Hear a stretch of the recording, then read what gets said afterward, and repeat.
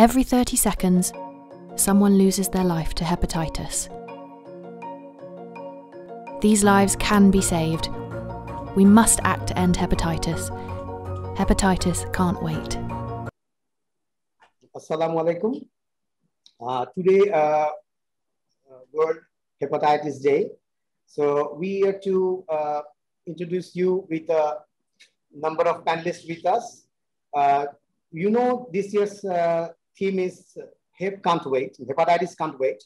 So in light of that, we organized this Youth Can't Wait webinar, and I hope it will be a wonderful initiative on this World Hepatitis Day. Before that, I like to say that this year is very important and very special for all of us Bangladeshis, because we're celebrating 50 years of Bangladesh.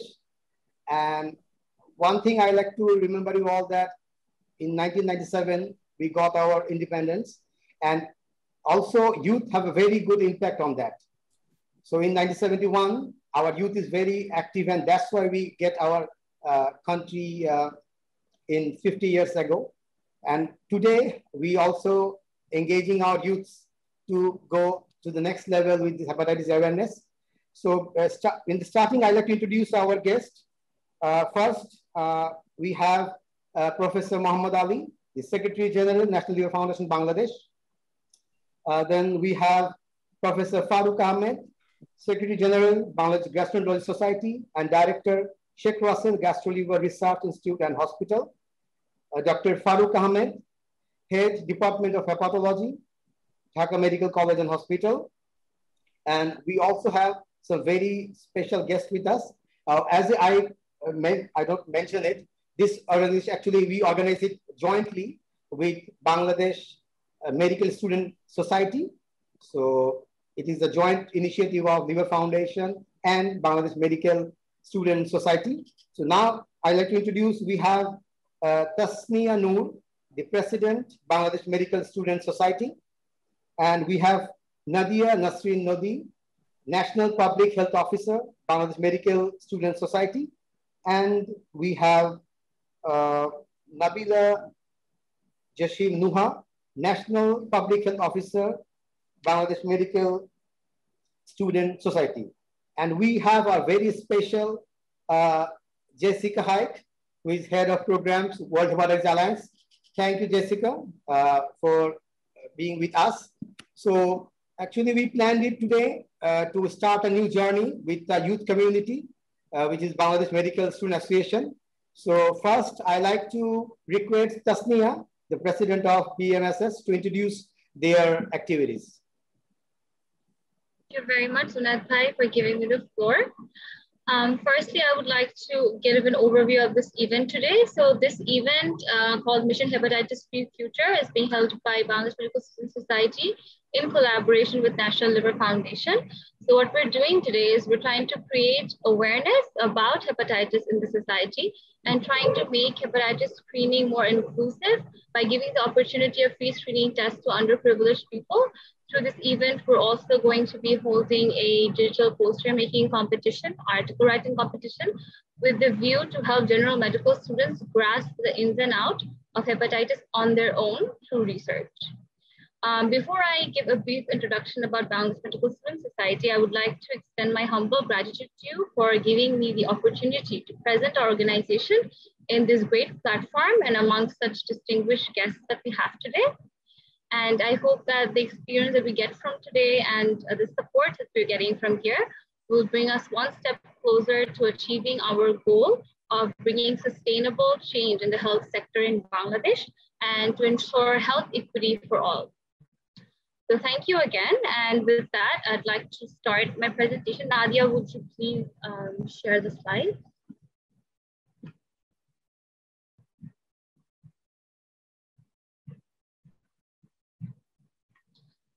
Okay, so I've already said about the event. Bangladesh Medical Student Society niye ekটু bolbo. Nadia, if you could change the slide, please. So our organization is Bangladesh Medical Student Society is a non-political, non-profit voluntary organization of medical students from Bangladesh. So we work under the motto of Femulus Clementia. So this word essentially means serving humanity. So whatever activities that we try to host, we always try to have the vision of it being impactful and making a contribution to society. So our vision is to help create a platform in which all medical students can unite and work together as health advocates, as future of tomorrow. And we want each medical student to become equipped with the knowledge, skills, and values to take on health leadership roles locally and globally.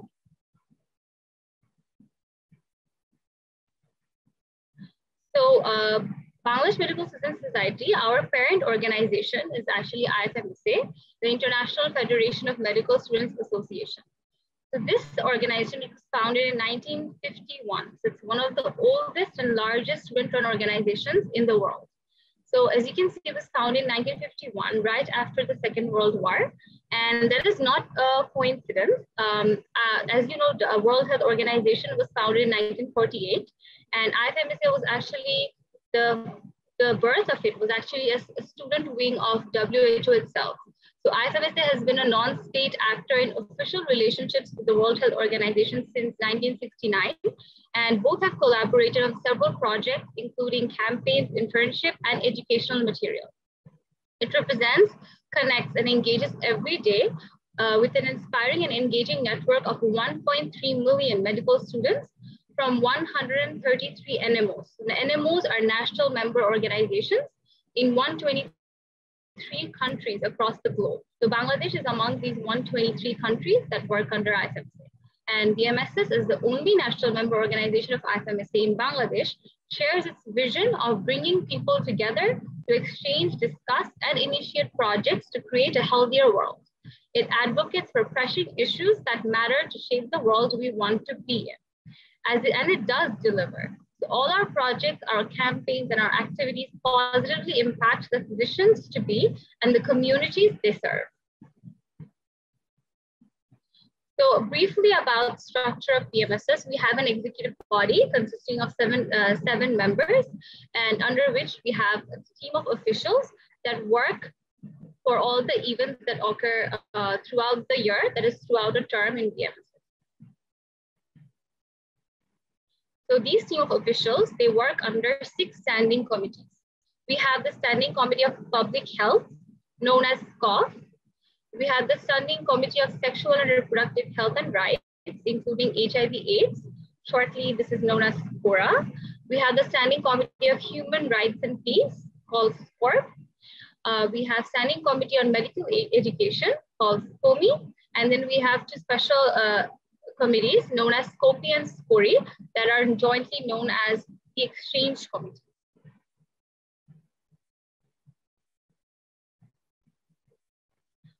So BMSS right now, it's extending its relations all over Bangladesh. So what we work as local committees. Each medical college is known as a local committee. So we have medical colleges all over Bangladesh who are now a part of BMSS. As you can see from Dhaka, Brahmanbaria, Sylhet, Faridpur, Mymensingh, Patuakhali, Chittagong, Satkhira, Jamalpur, Sabar, Kishoreganj, Borishal, Khulna, Rajshahi, Rangpur, Dinajpur, and Gazipur. So our membership engagement growth has been quite static over the last 3-4 years. So currently, I would like to say that our membership number is over 6,000, and it is continuing to increase.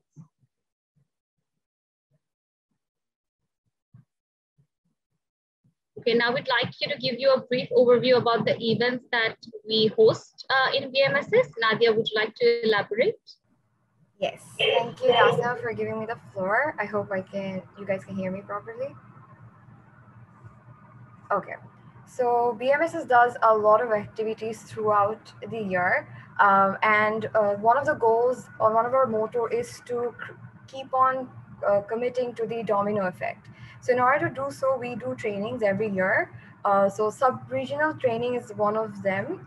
So because of COVID, it's been a little it's gotten a little break, but we did have a regional training in 2020 where it was a 3 days residential program which was held at Meghna Shorba Resort, Jodhpur. It was held containing 50 participants over 13 medical college, and they were facilitated by 14 IFMSA trainers. So there were people from Iraq and different countries, from India, and so the trainings that they gave was trainings for new trainers and advocacy in medical education, human rights for medical practitioners, and mental health essentials. So BMSS hosts the first SRT from 7th to 10th January 2020 with the motto that trainees today, trainers tomorrow. And SRT is one of those training parts which is supported by IFMSA, where the members and motivated students from a particular sub-region can meet and participate and disseminate the knowledge that they have. These are a few pictures from there. Okay, BMSS also has a yearly event called the National General Assembly, where all the students from every local committee, from the standing committees, the team of officials, and the executive body get together and they share the programs they did throughout the year. They also disseminate knowledge about how different standing committees work. There's competitions, there's posters, presentations. Basically, everything that was done throughout the year and throughout the term is displayed for everyone to see.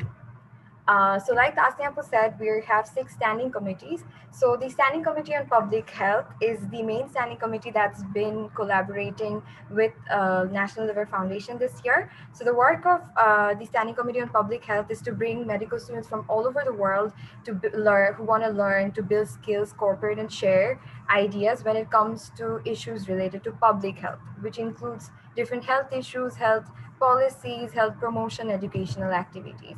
So a few things that we've done last term was, one of them was sustainable health development. This was we went to one of the schools by Asania Mission. So where we went to these kids, we did their physical assessment, their nutritional assessment. We detected students who had nutritional deficiencies, and they were transferred to hospitals in order to get a treatment, to get proper treatment. And this was another event, was learning the ways of basic life support. This was actually conducted by Dr. Moinuddin, who was actually one of the first people to die from one of the first doctors to die from COVID last year. So he did an amazing job at conducting this session. He did a presentation on the emergencies that need basic life support, and then he went to give us a questionnaire which took the ideas of what we already had, and also then there was a presentation with a dummy where he demonstrated the skills needed to do CPRs. Last year, one of our since last year was a webinar term, we had to do a lot of webinars, and this was one of the best we had. Let's Tie the Green Ribbon. This was an inter-NMO collab. We went ahead with Pakistan, India, Indonesia, and Philippines came together to do an event on mental health awareness. So there were sessions on this was also a capacity building program which had sessions on the mental health and introduction, the stigmas related around mental health, then psychological first aid, and how can you take action, active action to fight your own mental illness, and when to go seek a medical professional. Another one we have, another standing committee that we have is Standing Committee on Sexual and Reproductive Health and Rights, including HIV and AIDS, whose primary work is to have committed individuals who work arduously to create positive sexual and reproductive health and rights. So one of the events that we have this year, which was a continuation of last year actually, Teal and White, Let's Fight for Light. This was done for the girls of reproductive age. We actually did a big fundraising event to raise money to provide vaccinations for girls of reproductive age against cervical cancer. So these are a few clips from there. We did it in collaboration with Shuchana Healthcare Center. Another event we had last year was Redefining Realness, Becoming Trans Selves.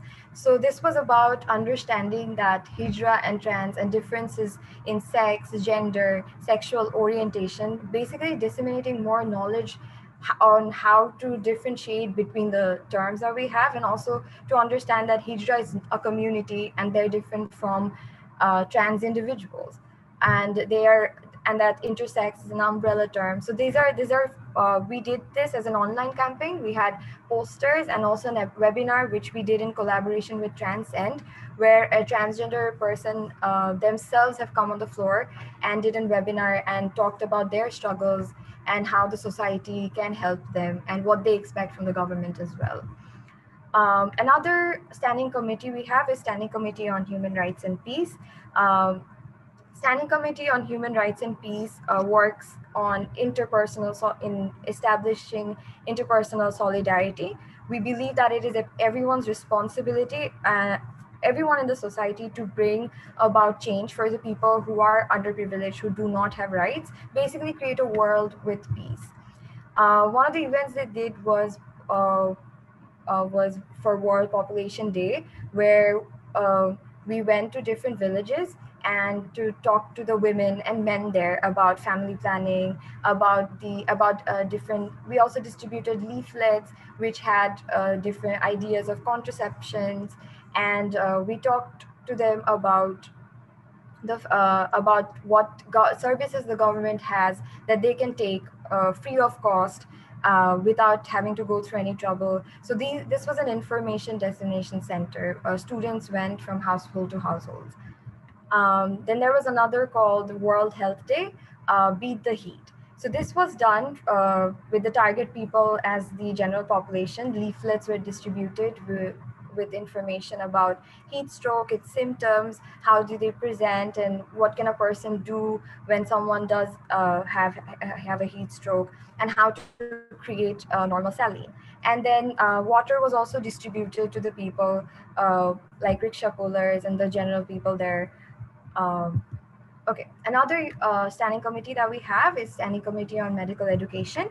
One of the events that they did last year, Standing Committee on Medical Education is basically uh, the standing committee which is dedicated to implement an optimal learning environment for all the medical students around the world. So one of the collaborations last year from 2019 was with DGHS, which was on International Snake Bite Awareness, where the distinguished guests talked about the different kind of snakes that are prevalent in Bangladesh, and how to treat them, how to recognize the bite that each snake has, and the treatment and management of these patients. Last year, we had another event called the Career Planning Fest, which was done basically to actually mentor students who are done with MBBS or also going through the MBBS process, to understand which specialization they should go for, what are the postgraduate options they have. This is done so that they can make the right choice at the right time and not kill time being confused and stuff. So we had guests from people from the BCS department, from MRCP from UK. So these were the guests who gave the idea to the students. So this was also a webinar. And now we have the standing committees on exchanges. So exchanges are basically every year around 15,000 students embark on their journey to explore the healthcare delivery and health system in different culture and social settings. So this is basically professional exchange and research exchange. When we say professional exchange, between two countries, two medical colleges who exchange students, and for research, for both understanding the medical education sectors and also for research opportunities. So SCORI and SCOPI were actually activated on 2018 and 2019 respectively, and BMSS was actually one of the first medical student organizations to be sending students on exchanges from Bangladesh. So this is just a picture from there. And okay, so one of the highlight events from last year was Action. Action is basically an Asian collaborating training on infectious disease outbreaks, natural disaster, and refugee management. It's a transnational project which is held basically by IFMSA, and SCORP is the standing committee which falls under it. Its aim is to basically provide essential knowledge and skills required to prevent, relieve, and rehabilitate victims of natural disasters. So we were lucky that we got to host this last year. So this was it. These are just pictures from a lot of programs that we did, since we couldn't include all of them. So I'll just show you everyone through this. Okay, so now BMSS around the world. IFMSA has meetings. Some of them are regional meetings, which are Asia Pacific, since we are in Bangladesh and we fall under Asia Pacific region, and also meetings which are like March meeting and August meeting, which happen as a global meeting. So this was from 2019 in Slovenia. There was the March meeting from 2020 in Rwanda, the August meeting in 2019 in Taiwan, the APRM meeting in 2019 in Hong Kong, the August meeting in 2019 in Taiwan, again, pictures from Taiwan and Hong Kong. And there, from the March meeting 2018, BMSS delegates went to Egypt, in APRM 2018 to South Korea. March meeting 2013 was in USA, and this was an NGA that was held in 2012, Bangladesh. And there's March meeting 2010, Thailand, March meeting 2010, Thailand. That's it from me. Thank you everyone for listening to me for so long. Thank you so much. If there's any questions Yes. about what we do and why we do it, we would be happy to answer right now or at the end, whatever.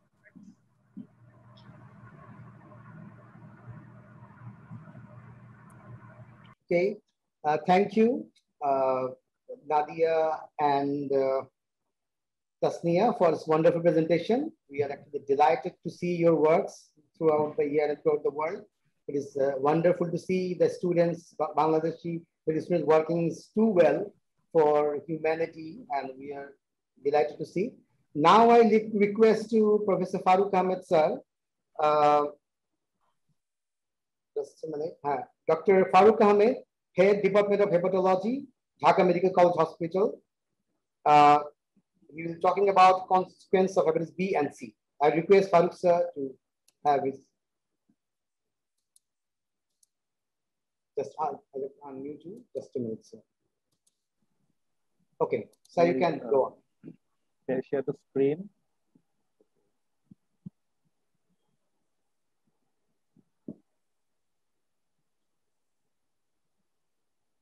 It's okay, sir. You can. Okay. First of all, I would like to give my heartfelt thanks to Professor Mohammad Ali sir, Secretary of National Liver Foundation, and he's in fact our teacher. We have learned from him, and other National Society of Medical Students. I think Medical Student Society of Bangladesh. They are doing great job, which have been introduced just before initial presentation.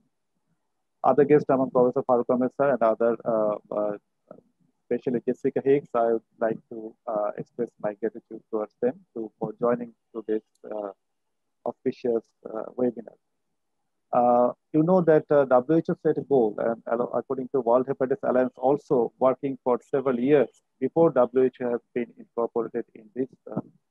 Every year we in 28 July, World Hepatitis Day. And this was the birthday of Robert Bloomberg, you know, that was the inventor of hepatitis B virus. And the aim is, today we are going to, the main theme is awareness build-up. So that we are very much delighted to see that our medical students, our beloved students have come forward to work in this area to build up and to spread the awareness among our whole population of Bangladesh and in fact in other areas of the world also to eradicate hepatitis B and C and other viruses also. But the main emphasis is on hepatitis B and C eradication by 2030. So you know that if I go to the thing, and I think I give some small insight that if we don't treat hepatitis B and C, if we don't prevent hepatitis B and C, these viruses can cause chronic liver disease and liver cirrhosis and other consequences. So to prevent this, which Pmss will emphasize on this, I will just give some insight about what these viruses can do. If you see that this,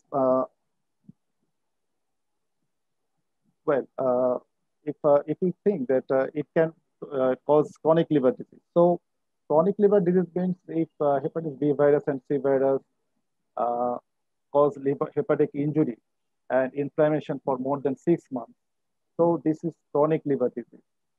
And if there is a success in several years, the normal liver architecture is lost, and there is a production of structurally abnormal nodules, which are not in fact functioning liver cells, and the patient develops cirrhosis of liver. So when a patient develops cirrhosis of liver, in fact, it is in initial stage, we can think that liver cirrhosis can be reversible if we treat the patient according to the cause. That means whether the patient develops liver cirrhosis, we have to identify the cause of his liver cirrhosis so that after with treatment, patient can regain the liver function. So this is the picture of a cirrhotic liver. And these are the causes. Among these, you know that hepatitis B and C are the main causes worldwide. But recently, the non-alcoholic fatty liver disease and also alcoholic liver disease, these are also came as an important cause of liver cirrhosis. I am not going through the other causes. These are in gross the hepatic manifestations of chronic liver diseases. You see that there is splenomegaly, there is ascites, liver may be shrunken, and patient develop jaundice, pyrrangioma, palmarothema. These are the clinical pictures. These are the laboratory investigations. What should you do? That aminotransferases, alkaline phosphatases, gamma glutamine transpeptidase, these are raised, and there is less thrombocytopenia and decreased serum albumin. And these are the pictures of chronic liver disease. These are the picture in ultrasound appearance. You see that there is coarse hepatic ecotexture in ultrasound appearances. So ultrasound is a necessary investigation in evaluation of liver cirrhosis. So this is a classification based on hepatic encephalopathy and ascites. These are two clinical parameters, and 3 investigations like bilirubin, albumin, and prothrombin time. This is the to set the prognosis of liver cirrhosis patient. This child-4 classification is used. You see that patient may develop chronic liver disease, and then he may develop compensated liver cirrhosis, and later on he may develop decompensated cirrhosis. So when we say decompensated cirrhosis, when the patient develops radical hemorrhage, ascites, encephalopathy, or jaundice, when a patient with liver cirrhosis develops these features, we can say that he has developed decompensated cirrhosis. So we can do clinical laboratory radiological, and if you need, then liver biopsy can be done. Shortly, we can see the other component. When a patient develops liver cirrhosis, the main picture is he will develop portal hypertension. I'm going to a different next slide.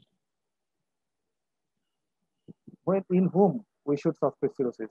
If there is stigmata of chronic liver disease like muscle wasting, vascular spider, palmarothema, if there is palpable left lobe of the liver and the patient's liver becomes small and he develops splenomegaly, or there is signs of decompensation.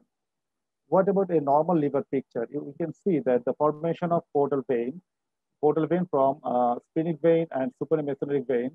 So this portal vein in the liver, these branches in small vessels, small branches, and ultimately there is sinusoidal. These sinusoids are the area where there is exchange of, nutrients and other, and liver detoxify the toxic materials. These are the exchange area of these materials, and from this the patient develops hepatic pain. What occurs in cirrhotic liver? The normal hepatic this structure is lost. So that there is disorganization of the hepatic vasculature, and there is for patient develop portal hypertension, where the portal vein is you see the pressure is increased, and in the sequel of portal hypertension, the patient later develop other complications like the ascites, variceal hemorrhage. Means when a patient, I'm going to the next picture and show it. So these are the complications of this portal hypertension. So patient develop variceal hemorrhage, ascites, encephalopathy, and jaundice. These are the picture, endoscopic picture. This is the initially there is small varix. This means it's the dilated mucosal veins, which gradually increase in size and increase in diameter, and there is chances of bleeding. So you know that patients with liver cirrhosis can be develop upper GI hemorrhage, and when these varix are ruptured, when the varix is ruptured, then he may develop liver hepatic hemorrhage. You see. So how we treat? We have to treat the patient by hospital admission. It needs blood transfusion, antibiotic prophylaxis, and other pharmaceutical treatment, along with endoscopic treatment also. So with this, we can treat the patients with upper GI hemorrhage, which is a complication of portal hypertension. So this is a picture of ascites. When a patient develops swelling of the abdomen due to fluid accumulation in the peritoneal cavity due to the complications of portal hypertension. So there are several mechanisms of development of ascites. You see that there is increased hydrostatic pressure due to disorganized blood circulation to the liver. There is decreased albumin level, and also there is a renal activation of ADH and renin-angiotensin aldosterone mechanism, and there is increased sodium reabsorption. So there is sodium reabsorption, there is decreased albumin level, so decreased oncotic pressure, and the increased hydrostatic pressure in the portal vessels.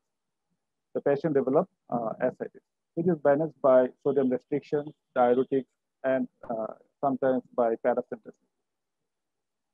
Patient may develop infection in the portal in the ascites. So this is the grave complications, and this is called spontaneous bacterial peritonitis, which is treated by antibiotics. And sometimes albumin is given with antibiotics to prevent hepatic encephalopathy. So what is hepatic encephalopathy? This is the reversible neuropsychiatric complication, which is occurs with significant liver dysfunction. And ammonia is a toxin that is thought to be the main responsible toxin in producing hepatic encephalopathy. Along with there is other toxins also. So when these toxic materials bypass the liver to the brain, there is a chances of hepatic encephalopathy. You know, this is also a great complications of liver cirrhosis. So another one is liver cancer, which has been very well said in different forums that hepatic liver cirrhosis and may produce liver cancer. About 4% of patients with liver cirrhosis each year can produce liver cancer. So when a patient develops liver cancer, there is some options of treatment. If needed, we can do liver resection, we can do liver transplantation, or there is some local treatment like transarterial chemoembolization, or sometimes RFA or radiofrequency ablation. And if these are not applicable, then some use of chemotherapy by not systemic chemotherapy, we can use sorafenib or other drugs. So these are the common complications. You see that if hepatitis B and C is not treated well, then the patient will develop chronic liver disease, eventually liver cirrhosis, and these are in short the complications of liver cirrhosis. And you know that when a patient develops decompensation, that means a patient with liver cirrhosis, if develop jaundice, ascites, encephalopathy, his lifespan is around 2 years. So we have to emphasize on the prevention of liver disease by preventing hepatitis B and C transmission. So thank you all. Thank you, sir. Thank you for your wonderful presentation. Yeah, we actually now know about the consequences. It's very deadly virus we are facing. So we need prevention definitely for hepatitis B and C. And now I'd like to request Farooq Ahmed sir tell us about the prevention of hepatitis B and C.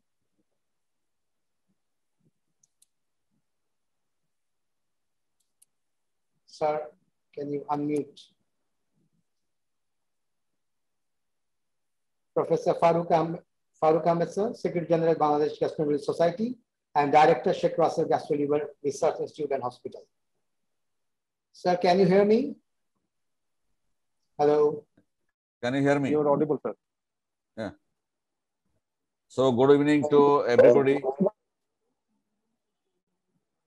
First of all, I want to give my heartfelt thanks to our respected teacher, Professor Mohammad Ali sir, for inviting me to speak in this, I should say, in this exceptional meeting. Exceptional in the sense that possibly this is the first time I am going to meet with Medical Students Association in Bangladesh. So it is really an exceptional meeting and a useful meeting also. And Professor Mohammad Ali sir is always innovative, and he is always coming up with some innovative ideas and definitely some exceptional ideas of very important targets and achievements. So it is his real credit to do these things, extraordinary things. That's why he is now contributing a lot in the field of liver disease in Bangladesh. And regarding my talk, I'll talk on the prevention and control of different hepatitis in our country and also in the global perspective. Definitely, when we talk about any disease, we always used to tell that prevention is always better than cure. And this is very true for different types of hepatitis. And in fact, the whole community is observing World Hepatitis Day, especially with the aim and target to control this hepatitis, different hepatitis, and this is because of the fact that most of the hepatitis are preventable. So if we can go for effective prevention of these different types of hepatitis, definitely we can prevent lot of complications that my previous speaker, Professor Farooq, was telling. The lot of dreaded complications arising out of these different types of hepatitis viruses. And this dreaded complication is not only jeopardizing the lives of the people, it is also definitely has got severe economic impact in the society. So our primary aim should be to prevent these hepatitis. So to prevent these hepatitis, the world community is always thinking for going for effective prevention of this illness. And WHO is also thinking and also working on these aspects. And if we talk about any prevention of any disease anywhere, definitely we'll speak on primary prevention and secondary prevention, tertiary prevention. Sorry, I'm not in a slide because I was told by our Professor Modali sir that I should without any slide. So I'm not going to show you any slides. So when we talk about prevention, then prevention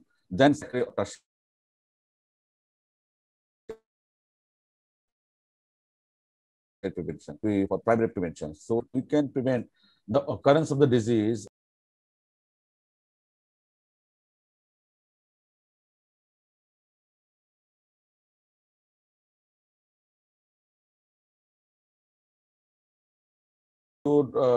First of all, we should think about prevention of transmission. So if you can prevent transmission, definitely you can prevent hepatitis. So for prevention of hepatitis, definitely should know the prevent to have some awareness and education regarding this aspect. So overall, for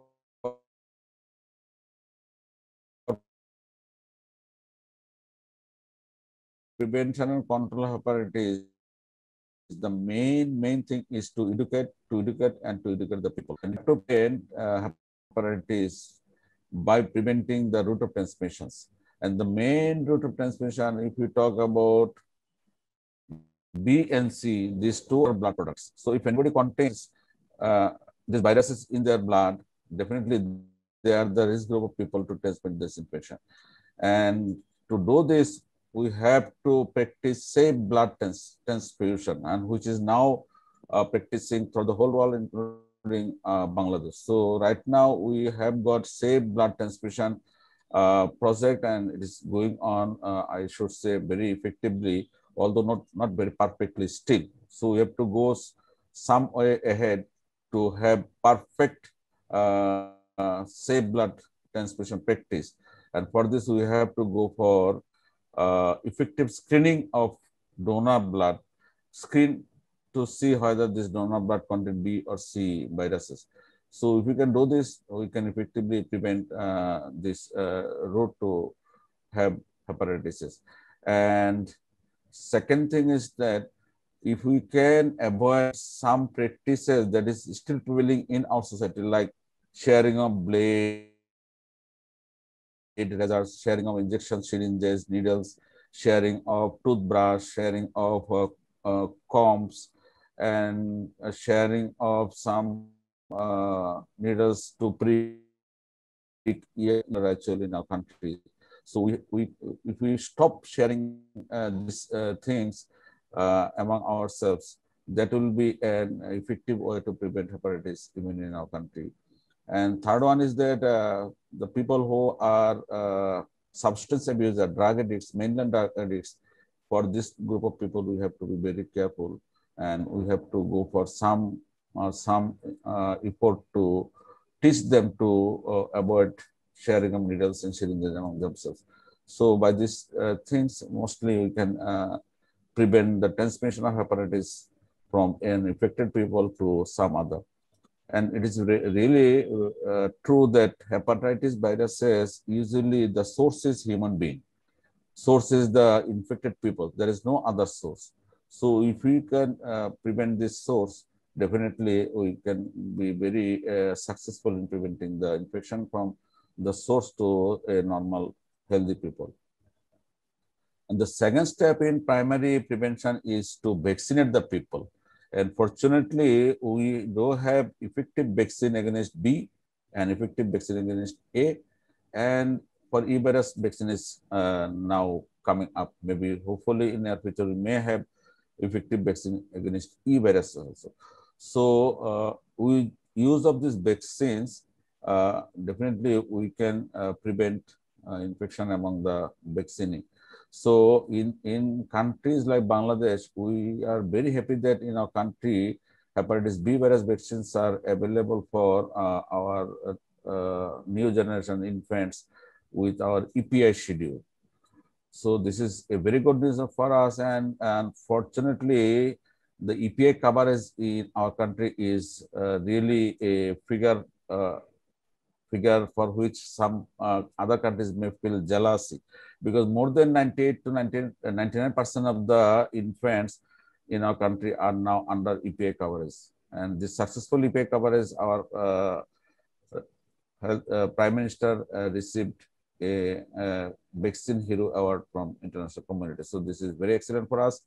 And we also have vaccines available for adult people also. And right now, with the awareness of building of some awareness among the adult people, among the community, among the people of our country, more and more people are now, adult people are now taking vaccines spontaneously, or they're taking vaccine after motivational efforts from different groups of people like physicians, and media, etc.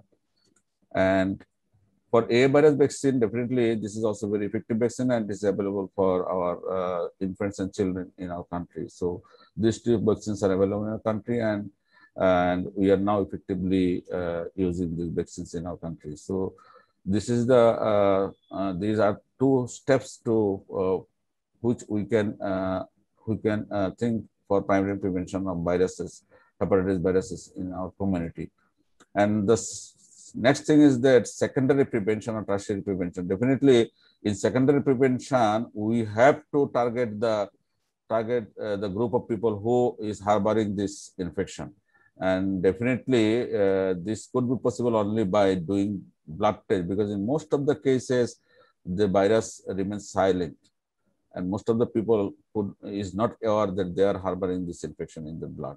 So this is one thing we have to give our attention to detect people as early as possible, particularly those who are asymptomatic, who are not having any symptoms, who are carrying these viruses silently. We have to catch them as early as possible. And this is the slogan of Viral Hepatitis Day this year, that hepatitis cannot wait. So this is two-way slogan. From our side, we should not wait to test people for these two viruses, B or C virus in the blood, who are asymptomatic. So we have to test them. We have to test people, and we have to catch people who has got this infection in the blood, and we have to treat them effectively. If we can treat them effectively, we will get a lot of benefits. Number one, if you can treat them effectively, you are treating the source of spread. So source of spread, source of infection will be controlled. Second thing is that if you treat effectively, you can be possible to avoid the dead-end complication that already you have heard from Professor Farooq, that it will lead to a lot of consequences, a lot of life-threatening consequences. So if we treat them effectively, we can be able to avoid the different complications of hepatitis viruses. And so by doing these things, we can be able to effectively go for secondary prevention.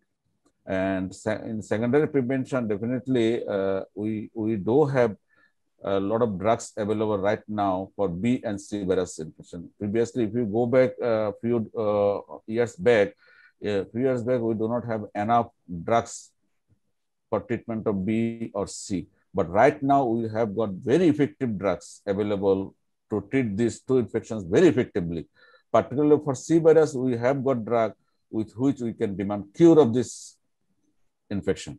And for B virus, although there is no perfect cure, but we can be able to perfectly control this infection and perfectly control to stop this source of spread and to stop the complications arising out of hepatitis B virus infection. So this is a good thing for us in Bangladesh. And fortunately, we are getting this drug in Bangladesh at very affordable prices. If you compare the price with international market, we are getting these drugs almost, I should say, no cost almost. And this cost is also is really affordable to most of the people of our country. So this is very good for us. So in this way, we can go for prevention. And definitely on hearing this thing, we can realize that we in Bangladesh, we do have some challenges in achieving these goals of primary and secondary prevention.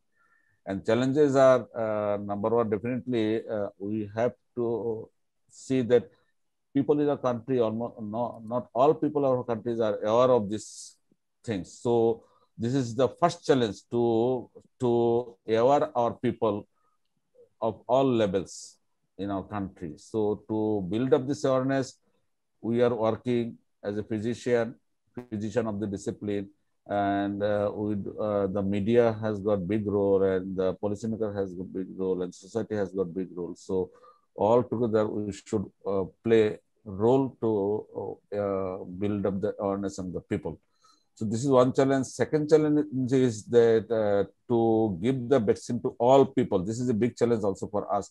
But fortunately, in our country, those who are under EPI coverage, we achieved a very reasonable goal.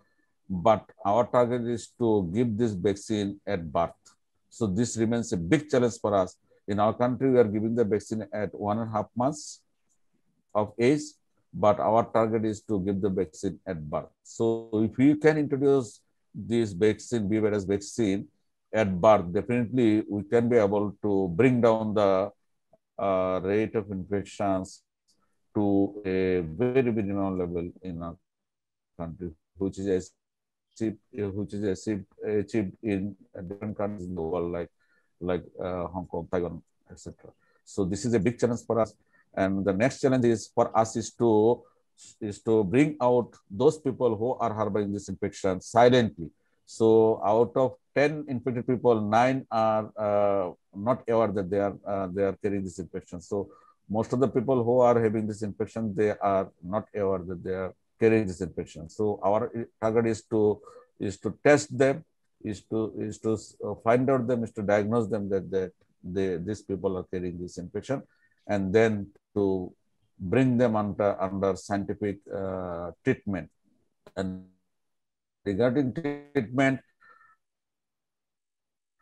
we in our country we do also that people still believe, a group of people still believes in traditional treatment, which are really unscientific. So we have to meet these challenges also. These are the growth challenges that we are facing right now in our country. And to meet all these challenges, definitely we have to play a role, not play as a physician, but the people of all sphere of life, all groups of people should play their role, like physicians, such as the media people, the policymakers, politicians, and definitely the government officials and government machineries should play some role together to bring these deadly diseases under control and to prevent these deadly diseases. And definitely we do have SDG goal that the world should be able to eliminate hepatitis B and C by 2030. So to achieve this goal, to eliminate hepatitis by 2030, the people from all sphere of life, definitely the physician is the prime group of people in these aspects. Physicians, policymakers, politicians, and government machineries, media, all should play effective role to bring down this infection under control, or to eliminate this infection from this world. So we hope this world will be able to eliminate this infection by 2030 with effective endeavor from all groups of people, including physicians. So this is all from my side. Thank you once again for this opportunity to me to speak in this occasion. Thank you. Thank you, Professor Farooq Ahmed sir, for your wonderful speech. Now I'd like to request Professor Mohammad Ali sir to tell us about the hepatitis and medical students' perspective. And please, and we already running out of time, so please make it a brief speech. Thank you.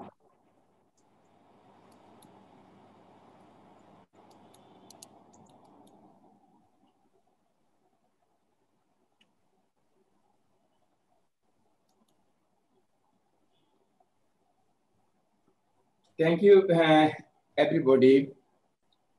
And really, I'm very much pleased to see the activities of the BMSS, which really I could not believe even before showing the presentation of Tasnia, and Nadia. And I'm very glad that this National Liver Foundation will very gladly cooperate with them with their this national and international activities, particularly humanitarian approach. And I really congratulate them because they are continuing their medical studies. And in addition, they are engaged with so many, I can say so many humanitarian efforts in Bangladesh, as well as they are linked to the internationally. I feel proud of them, and I feel very happy that they are this National Liver Foundation will have all sorts of cooperation with them for control of this deadly disease, hepatitis, particularly caused by viral hepatitis, hepatitis B and C. And I first thank Professor Farooq for a nice presentation on this prevention of hepatitis B and C, and he has almost covered everything. And also Dr. Farooq of Dhaka Medical College, he has told about the consequences, complications of hepatitis B and C. My topic is I have selected a different way, because these medical students are doing so many works, studying, doing so many works. And so what about hepatitis? How to control or how to prevent them from hepatitis themselves? That is whether they are going to be infected by the hepatitis or not. That's why I'll have a very short presentation, passing very few words telling about hepatitis among the medical students' perspectives. Who are the medical students? They are the future healthcare providers of the nation of Bangladesh, as well as every nation. And of course, this is a humanitarian service. And they are the future physicians, surgeons, gynecologists, gastroenterologists, hepatologists, intervenists, and many other things, specialists and super specialty will develop in coming days. And another thing, they are also teachers of both clinical and basic. They will be the teachers of both clinical subjects and basic subjects. And they will work for prevention of diseases in which they will come across. Suppose they are coming across a patient with hepatitis B or C, and they will work for control of this disease. That is my motto. I say everywhere that wherever the doctor is treating a patient, he or she should look into the prevention of that particular disease or specific disease in which we is treating the patient, so that he or she should work for prevention of that disease in the community. That's if individually, if each and every doctor or specialist work in this line, then disease control and eradication will be very well possible. Everyone will spend little time for awareness of that particular disease to the patient, and that this message will be conveyed to his or her family and friends and others. In this way, the whole community, whole nation will be aware by this gradually. I know they will conduct research to find out the causes of the diseases and its treatment. You come to this, not only this viral hepatitis issues, we know some causes. We know how it is spreading, but still we don't know exactly why it is going on. What is the reason behind this? So they will hope these medical students, students, when they will be doctors or specialists and other things, they will keep this in mind. Then research of this disease is also in it, and also they will go on advanced treatment for the patient. And they will also, if it is surgeon and gynecologist or interventionist, gastroenterologist, they will also continuously modify the advancement. What I saw in a medical student, then what I saw as a doctor, why I saw as a specialist or as a hepatobiliary surgeon or liver transplant surgeon, hope the future will come, this intervention, this surgery will be changed, and they will take this lead for making this change. Another one I like to tell, this overall, you should be a good human being. Always you should have a good humanitarian approach. Every patient, you look to in a humanitarian approach. If there is no humanitarian approach, you will not be a good physician, good surgeon, good gastroenterologist, good hepatologist, and other things. now we come to the main thing about protection of yourself from hepatitis B and C. Most important, what I'll tell, you are engaging with study, with so many other things. What about your hepatitis status?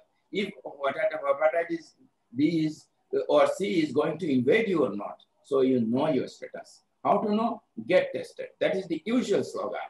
That is, everyone should be get tested. You also should be get tested for hepatitis B and C, because you are now a medical student. You will be a doctor. If you are yourself being infected by hepatitis B and C, who will do all these jobs? So you get tested yourself first. If you are not vaccinated, get vaccinated. If you are vaccinated, do see your antibody titer. If it is more than 10, okay, satisfactory. If it is less than 10, get vaccinated, 3 doses. And then after 1 month, get tested for antibodies and see what is your status and do accordingly. If you see, if it is not there, if it is, your 3 doses did not achieve the expected titer, definitely consult your hepatologist about this. He or she will guide you. And one unfortunate thing that hepatitis C having no vaccine, so you must have to know how hepatitis C spread, and you must have to take all the protective measures. Precautions during your study and after graduation, I like to say some few words. Take every precaution not to get infected by hepatitis B and C. You know this, how hepatitis B and C, my colleagues has told, and you will get everywhere now in all those activity books and everywhere there. So you take all those precautions so that you should not get infected by hepatitis B and C. If accidentally happen from a potential source, you must take all these precautions during your job related to the contact of blood, body fluids, particularly needle stick, card, spillage, etc. And it may happen in the operation theaters, ICU, laboratory, endoscopy suite, gynecological procedures, interventions, and the transmission department anesthesia, where there is blood and body fluids are being exposed to the between the patient and the interventionist, surgeon, anesthesiologist, endoscopist, whatever anything. So you must be cautious in that region. The most important thing, what I told you, your safety to be the first consideration. Healthy doctor is essential for a healthy nation. Thank you all. Wishing long, healthy, and long life to everyone. Thank you. Thank you, Professor Muhammad Ali sir, for this wonderful presentation. I hope the students, the medical students, have enjoyed your presentation, and it was very useful for them. And now I like to request Jessica Hyde, the head of programs, World Hepatitis Alliance, to give the importance of youth advocacy in viral hepatitis. Great. Thank you, Zunaid. And I'd really like to thank both the National Liver Foundation of Bangladesh and also the Bangladesh Medical Students Society for inviting the World Hepatitis Alliance to participate in this really important webinar today. And I'm really delighted to be here on behalf of the World Hepatitis Alliance. So the World Hepatitis Alliance is an international umbrella organization, and we have over 300 members in 100 countries, including the National Liver Foundation of Bangladesh, who have been with us really from day one and are incredible members. And the Alliance works with our members, national governments, and other stakeholders to raise awareness, influence policy, and drive action to achieve the elimination of viral hepatitis by 2030. And in doing so, we aim to improve the lives of the 325 million people globally living with viral hepatitis. Our mission is to harness the power of people living with viral hepatitis in order to achieve its elimination. And this is because we firmly believe that in order to achieve elimination, we must put people living with and affected by viral hepatitis at the heart of our response. And that's really reflected in this year's World Hepatitis Day theme, which a couple of you have already touched upon. Hepatitis can't wait. And so with a person dying every 30 seconds from hepatitis-related illness, even in the current COVID-19 crisis, we can't wait to act on viral hepatitis. And I think a couple of these points have really already been made, but people living with viral hepatitis, unaware, can't wait for testing. People living with hepatitis can't wait for life-saving treatments. Expectant mothers can't wait for hepatitis screening and treatment. Newborn babies can't wait for birth dose vaccination. People affected by hepatitis can't wait to end stigma and discrimination. Community organizations can't wait for greater investment. And decision makers can't wait and must act now to make hepatitis elimination a reality through both political will and funding. And so the World Hepatitis Day campaign really passionately demands urgent action from all stakeholders and the population. But the demand for urgent action goes, beyond World Hepatitis Day. And what we really need is more advocates speaking out. And sort of, if we go back to the basics for a minute in terms of what is advocacy. So advocacy is an organized attempt to change policy, practice, and/or shape attitudes in order to improve people's lives. And it refers to different ways to build political, financial, or public support in order to bring about action for change. And I think when we're talking about hepatitis, we really do need action around, political support. We need governments to prioritize hepatitis and to develop and implement hepatitis strategies. We need global donors to prioritize hepatitis, to provide that catalytic funding for those countries that need it. And really importantly, we need public support. We need to raise awareness of viral hepatitis, and we need to strengthen the voice demanding action from governments and sort of large global donors. And advocacy has really changed the hepatitis landscape. And it's been, an incredibly powerful force for change. I'm not going to go through all of these milestones, but just sort of, if we see sort of advocacy from the first community-led World Hepatitis Day in 2008, that really spurred advocacy towards all 194 member states to make World Hepatitis Day an official day. And the Alliance, along with our members, wrote to every single member state, asking them to put it on the agenda of the executive board. And so that was the first of apologies, a couple of resolutions that have really culminated in the endorsement of the Global Health Sector Strategy on Viral Hepatitis and the adoption of the elimination of viral hepatitis. Sorry, something's in my throat. By 2030. And more recently, we've seen advocacy result in hepatitis being included in the UN high-level declaration on universal health coverage, which is a really important advocacy tool moving forward to make sure that viral hepatitis is part of UHC efforts. And one of the milestones included in my previous slide was the launch of NoHap. So this is the global movement to eliminate viral hepatitis by 2030. And it aims to unite people around the world behind the common goal of elimination of viral hepatitis. And the National Liver Foundation of Bangladesh have not only been a great supporter of NoHap, but have been integral to conversations around how we better engage young people in the movement and with viral hepatitis more broadly. And their leadership in organizing this meeting today really reflects this drive to better engage young people.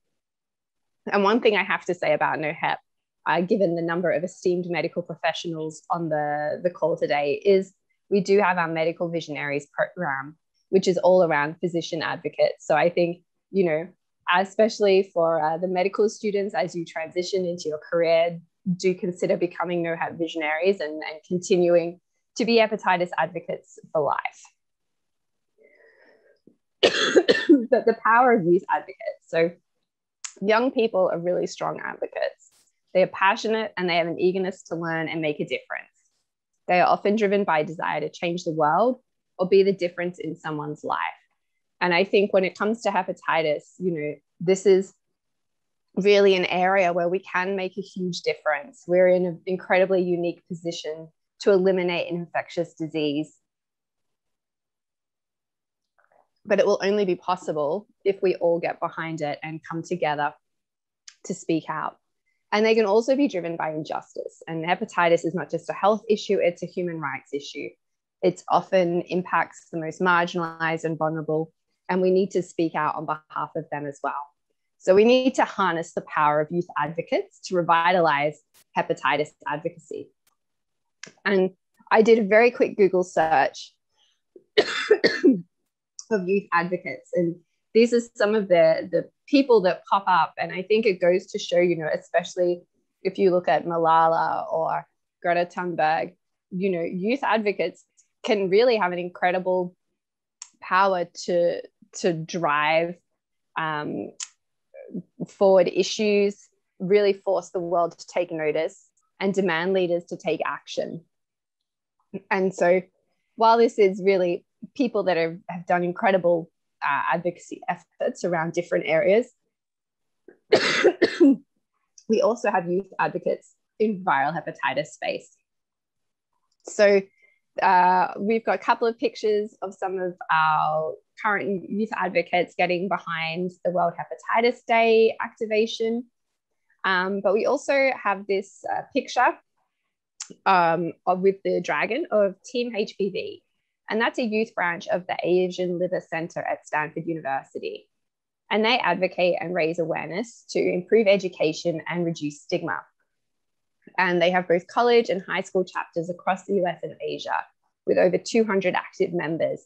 And so I think this really reminded me a lot of the Bangladesh Medical Student Society and the sort of the parallels in the power of medical students and just students in general getting behind this important cause.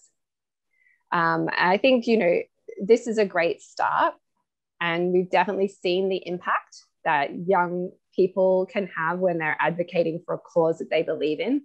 And so I'm really excited to be a part of today's webinar and around young people advocating for hepatitis in Bangladesh, and hope this is just the start of a conversation and that we'll really see something come out of here that can be replicated elsewhere. So thank you. Okay, thank you, Jessica. It's really wonderful to see all the activities around the world.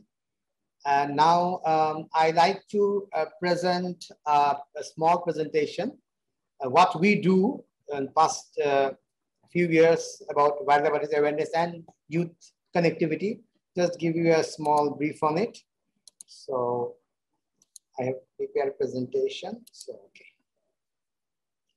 Just a minute. Okay. So I'm Zunaid Paikar, Chief Coordinator, National Liver Foundation Bangladesh. So my today's topic is engaging youth on viral hepatitis awareness. We start with this. This is a journey of our 12 years World Hepatitis Day activities. We started from 2008. As you see, Jessica's post that the Hepatitis Day started from 2008. Before that, we also have organized Hepatitis Days, which is on 19th May, I think, yes, 19th May. So we do Hepatitis Days on 19th May, but after it is declared from WHO, we started on 28th July, the birth of Baruch Gumbar. So you can see that all the day's activities are focused on youth.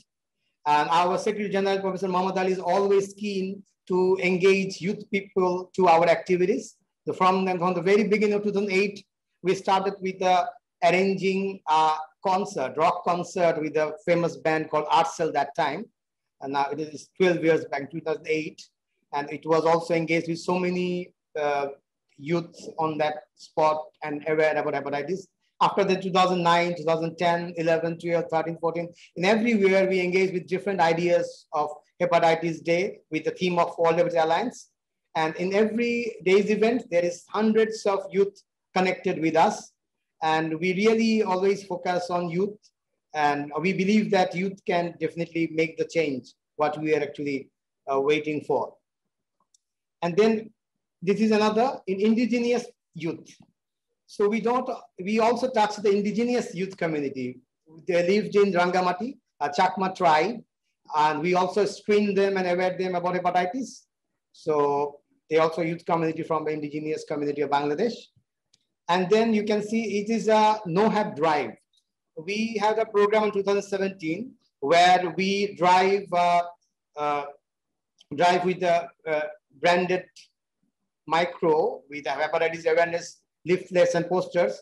We travel throughout the Bangladesh, and all the 8 divisions we touched. We aware students, we aware school students, the teachers, and we distribute leaflets, thousands of leaflets there and posters.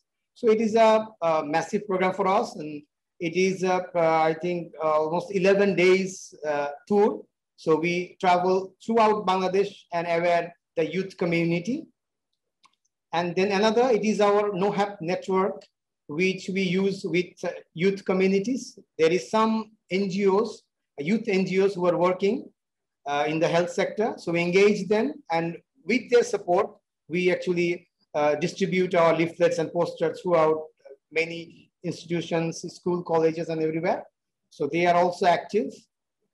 And then this is another thing, the no-hep cricket. So we know the cricket is very popular in Bangladesh. So all the youth are engaged with that cricket. So we use this platform to aware them as well. So we actually launch a no-hep cricket tournament. Everywhere we do that. And the cricketers, the cricket players, and everyone is engaged and play and aware about no-hep activities and awareness. And also there is screening programs held on that programs too. Then it is another program. It is the British Council Active Citizen Program, where it is, I think, in, I just forget the date, maybe in 2015. There is a seminar with many students come from around the world in Bangladesh. And we have a program on viral hepatitis. Professor Mohammad Ali Sir is there to aware them about hepatitis and have some questionnaires and quizzes. So this is a very nice thing, and most of the students from around the world, they are actually facing this first of its kind of viral hepatitis on their student life, because they don't see it anywhere in their countries as well. And then we have, not only we aware people, we have a Zakat fund. As you know, we help underprivileged people. They all are 30 years, below 30 years, all are some from students, some from their laborers and everywhere. But youth community, we all also focus on treatment. They all are below 30, and we treat 153 underprivileged youth community men and women. And then in this year, we also include another 70. So hopefully after this COVID pandemic or this lockdown, we will start this journey too. So not only in awareness, we also try to help youth in the treatment as well. And this is the last program before this COVID situation arrived. This is on 2020. As you know, this is the Bangladesh biggest youth community, which is called Prothom Alo Bondhu Sabha. They are the biggest youth community of Bangladesh. So they have a 2 days program outside Dhaka. So we are there for 2 days and aware them, screen them about hepatitis, and they are coming from all over the Bangladesh to participate there. There's almost 1,500 people on that program. So it's a very useful program, which is under our Find the Missing Millions campaign, which we run last year. So this is the last program that we have. And unfortunately, the COVID arrived, so we are stuck in online activities, which is very unfortunate. But we are lucky this year that we have Bangladesh Medical Student Society with us. And we are really delighted to have, because we not touched yet this community, the medical student, the future doctors. So we are very happy to have them with us. And we are eagerly waiting to do some innovative programs with them so that we can actually target the student community, medical student community, and aware them about hepatitis. And also with their support, we want to aware another students of normal general education institutes so that it will spread everywhere. And as you say, as we are now having the theme, Hep can't wait, but we actually, we couldn't wait. We already make these posters and already distribute in 19 centers of Bangladesh Medical Student Society, as they already said that they have 19 centers. So, and with the help of SCUF, the health public health program, we already distribute these posters. As you can see there, some of you of the frames is here. And I think in this 19 institute will be, with the help of Bangladesh Medical Student Society, will put it on their institutions so that all the students will be aware. And this is just the beginning. This is just the beginning of our effort. And I hope, another thing is, yesterday was the Nelson Mandela Day. So there is a nice quote regarding youth. The youth of a day are the leaders of tomorrow. So we know that you people that will be leading from the front in tomorrow. So we want to actually engage you now, and we want to aware you about hepatitis so that you people can lead us in the future. So this is the beginning. I think it is the first initiative of ours. I hope it will continue. And there is also Tasnia, the president of BMS, and also Professor Muhammad Ali, our Lear Foundation's secretary. So I want to tell both of you that I think this is the beginning. We can go beyond our imagination and spread our awareness throughout the country. And hope this is a small beginning, and hope it will be a fruitful one. And thank you, everyone. This is it. Okay, thank you. So now it's the open session. I think everyone have few times to say something about all the programs what we today discussed. I now want to start with Dr. Farooq Ahmed sir. Sir, can you tell us something about today's outcome, what we actually discussed throughout this webinar? Junaid, Kun Farooq, medical Dr. Farooq Ahmed sir, Dr. Farooq Ahmed. Okay. Okay, thank you, Junaid. I think today's program I enjoyed a lot. And thanks again to Professor Maudali sir for arranging this program with association with Medical Student Society of Bangladesh. And when in any program students are involved, we feel we feel glad, and it is really in a success, I think, as because they are future doctors.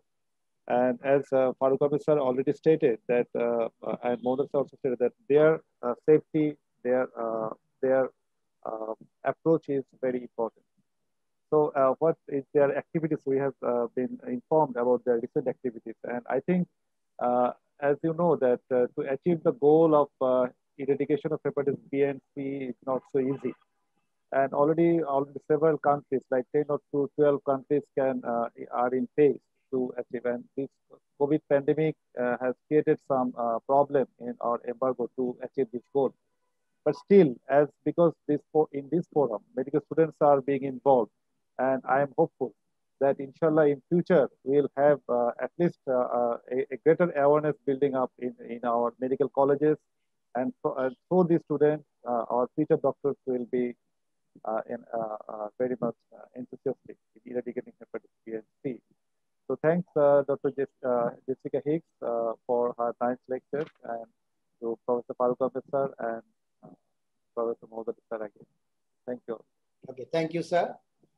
Sir Farooq Ahmed sir, Professor Farooq Ahmed sir, can you say something about today's? Thank you, Junaid. I completely agree with Farooq that our young generation people, particularly the young medical students, they are the main driving force to play a significant role in, particularly in this field of viral hepatitis and in the field of eradication of viral hepatitis from the community. So you people like Nuha, Nadia, and Tasnia, you are the main people to play significant role in this aspect. So this is a good opportunity even for me to interact with people like you And definitely, I agree with Farooq that we always feel comfortable. We always feel something very extraordinary for us to interact with our students. So I want to tell you once again that you are the main people to play some role, significant role in this field. And I will request you to think about the way how we could help our people in our society. WHO and other authorities, including Hepatitis Alliance, all are trying to find out new ways to mitigate this problem. But we have to find out our own ways because our socioeconomic background is not same as in other countries. So we have to bring out our own policy. We have to bring out our own ways to address our people to meet this problem. And second thing is that I want to ask Professor Maudhani sir, what is the latest position of involving the government to start our vaccination at birth dose? So is there any progress in this regard? If there is no progress, maybe we all could sit together to go to the policymakers to implement this thing, to introduce this vaccine at birth. With introduction of this vaccine at birth, definitely it will be significantly helpful in controlling this infection in our country. So this is the thing which we should look immediately. And I think rest of the thing, there is awareness regarding transmission, awareness regarding early detection of these infections, and awareness regarding logical treatment. And definitely we have got some progress. And people are now being increasingly more and more aware, more and more conscious about these infections in all aspects like prevention, detection, treatment, all these things. And we also have got enough facilities, if not to all areas, but most of the areas of the country for testing, for treatment, and for all other things. So this is also a significant progress in Bangladesh. That in Bangladesh, even in grassroots level, we have got the facilities for vaccination, for testing, for treatment, all these things.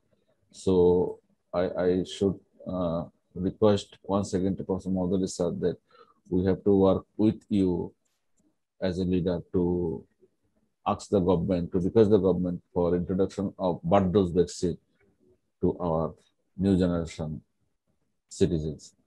So with this thing, I want to thank all of the participants for excellent meeting, including Jessica Hicks for her assembling with us in this meeting. Thank you. Thank you, sir. Thank you for actually raising this issue of birth dose, which is very important to start in Bangladesh. Hope Professor Ali sir will initiate it in future to do something. I just missed one thing. I'm sorry that another presentation is already not done yet. So I'd like to request Nadia Jasmine Nuha, to the National Public Health Officer, BMSS Bangladesh. She will tell about youth perspective and contribution in the field of scope focusing on viral hepatitis. Can you please start it, Nuha? Thank you so much for giving me the floor, and it was a great pleasure to know all the valuable insights from our respected speakers of today's webinar. And we all know that in Asia Pacific region, Bangladesh is considered to be the high-risk country for developing both hepatitis A and hepatitis B. And as our respected speaker already mentioned this, that youth has been always demonstrated their leadership in their communities and countries to prevent any obstacles. So with this aim, we, the members of BMSS Bangladesh, beside other activities, are trying to eradicate any obstacles that are related to public health from our communities.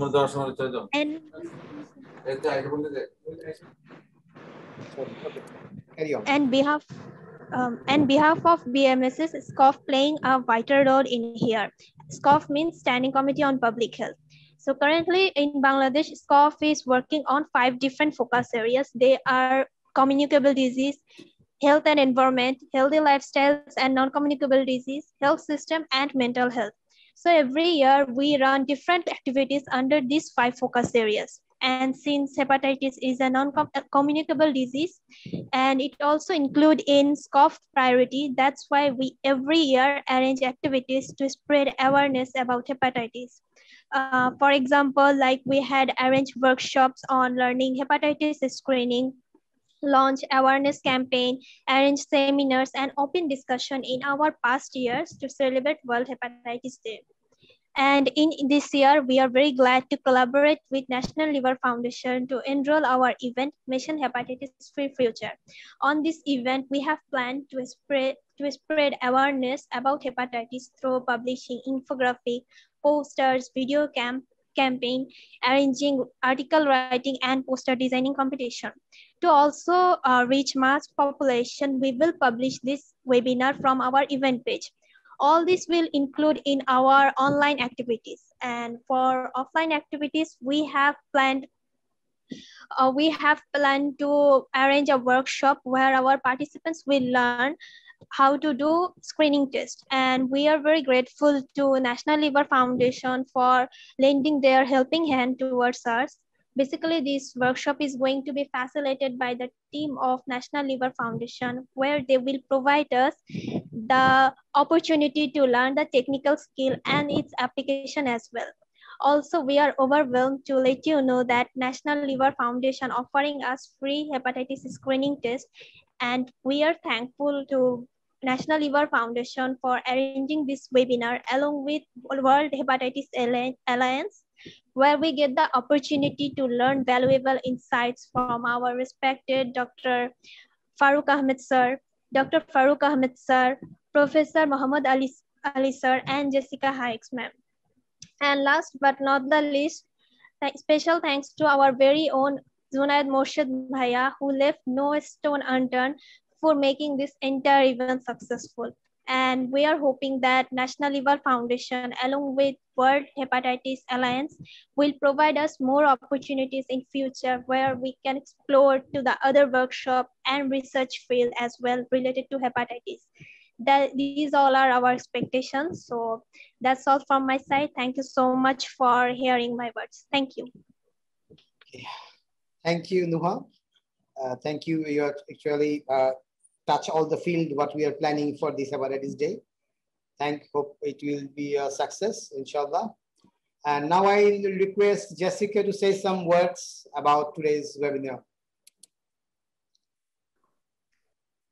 Thank you, Zunaid. And again, I really must thank you for inviting the World Hepatitis Alliance to be part of this conversation. You know, while we do work at the global level, it's always a great privilege to be a part of conversations around different innovations that are happening within countries and how they are driving change. And, you know, as Zunaid and Professor Ali know, we're always looking to highlight examples of those different innovations. And this is definitely something that I think is really exciting and really important, these sort of partnerships. And it has been great to meet both Professor Ahmed and Dr. Ahmed and Tasmia, Nadia and Nabila today. And I hope that this is the start of an ongoing partnership and that, you know, for medical students, as you're not just the future of hepatitis care, but that it's great that you're also sort of the future of hepatitis advocacy.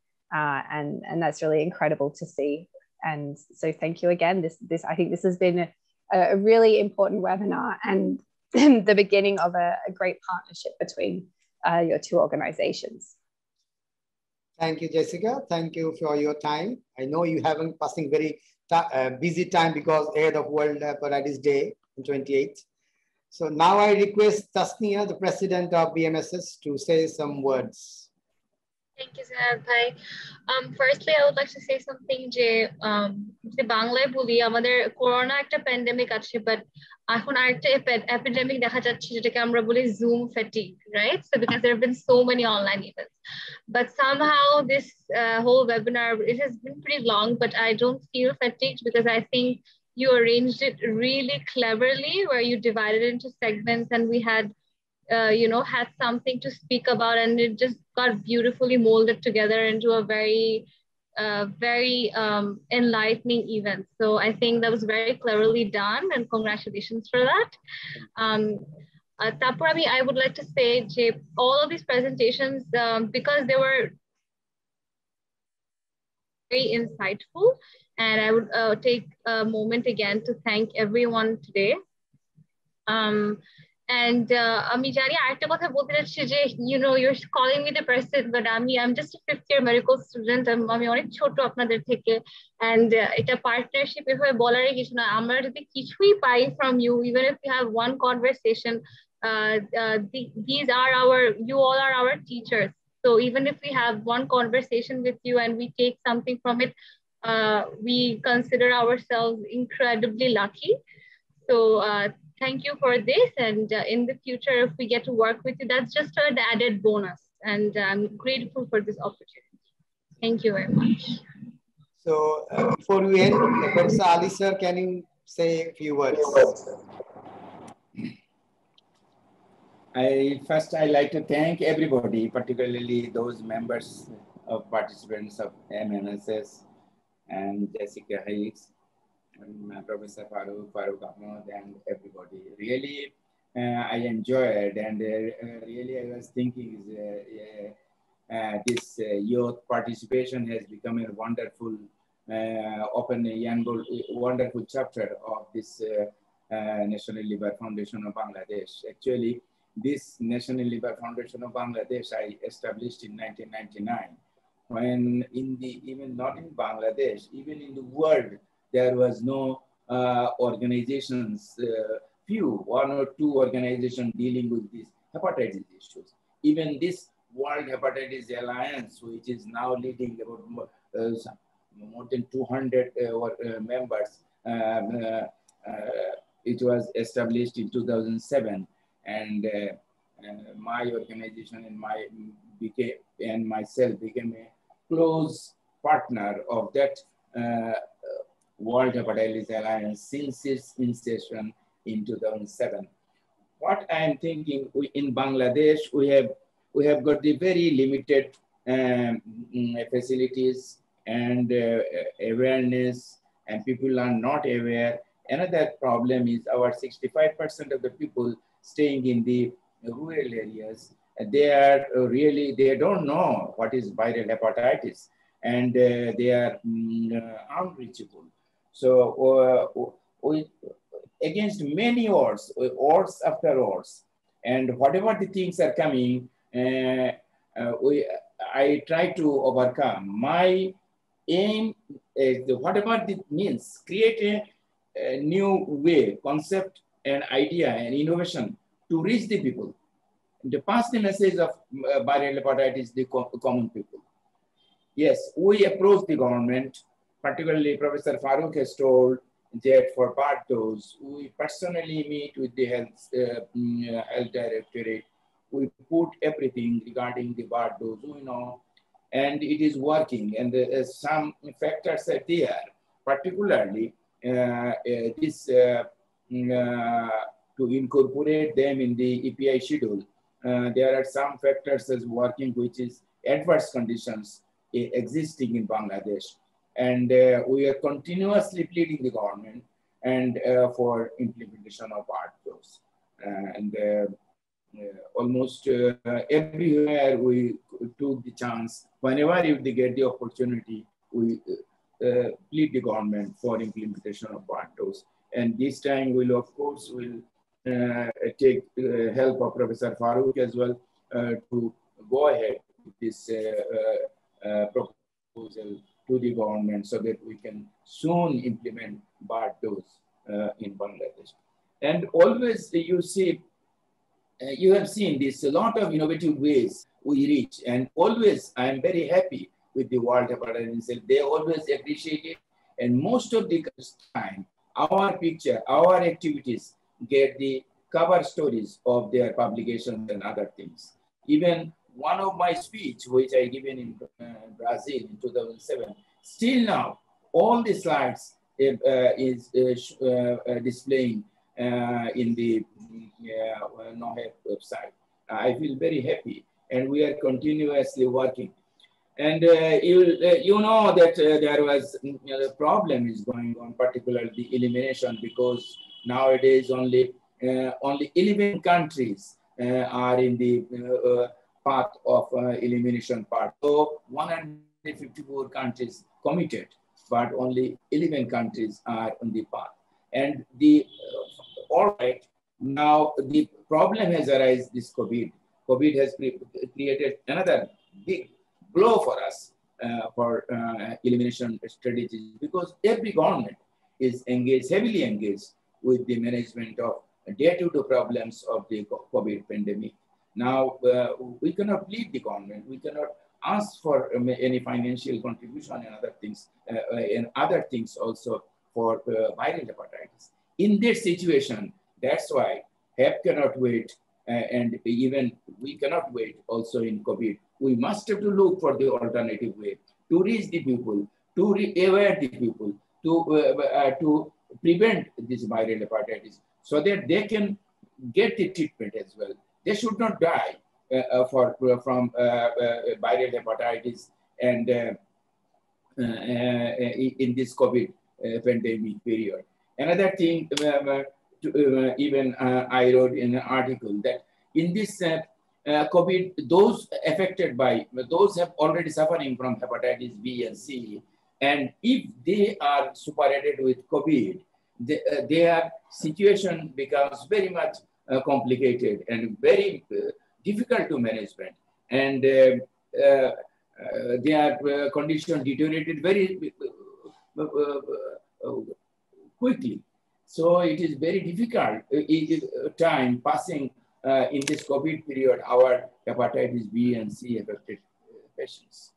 So all those awareness programs and other things should be there, so that these hepatitis B and C affected persons should extreme precautions for prevention of hepatitis of COVID-19.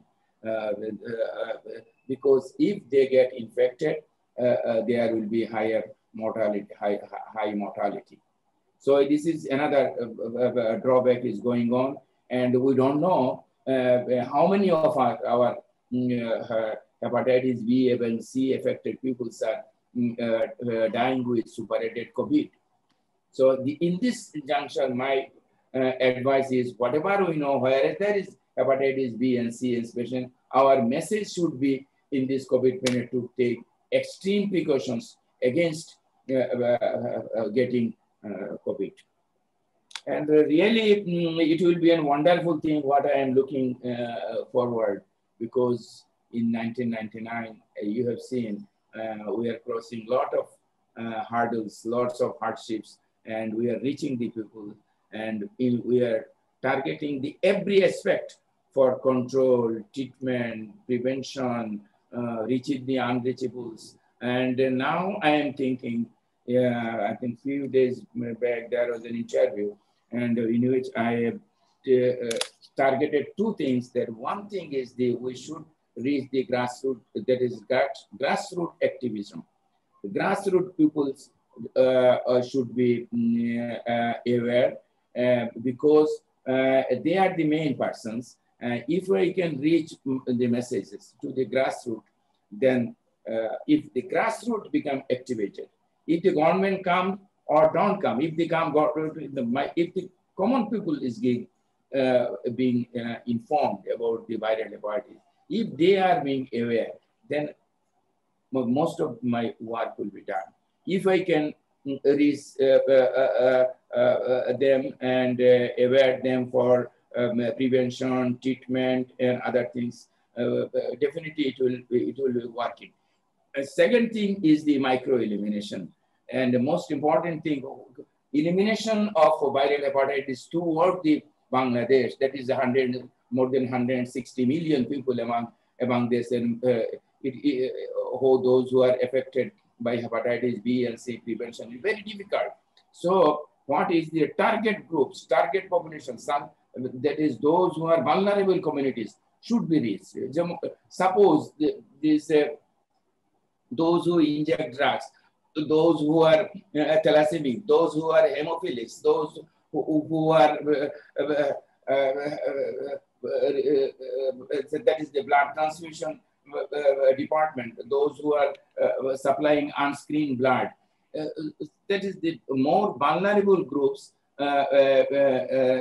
should be addressed, and the eradication or elimination should be among them. So if there is elimination in multiple segments, then it will have a ultimate overall eradication will be helpful. So this is two things what I emphasize. There is the grassroots activism and micro-elimination. And thank you everybody for giving the time, and thank you all the members of BMSS for joining with this National Liver Foundation of Bangladesh. And we will have open door for you. Whatever you want, you can do with the National Liver Foundation. No problem. Whatever your demand, well, I will try to fulfill your demand. And you come with us and join us, and we want this people the control of viral hepatitis in Bangladesh, and so that we can go in the elimination path like other nations. Thank you, everybody. Thank you very much.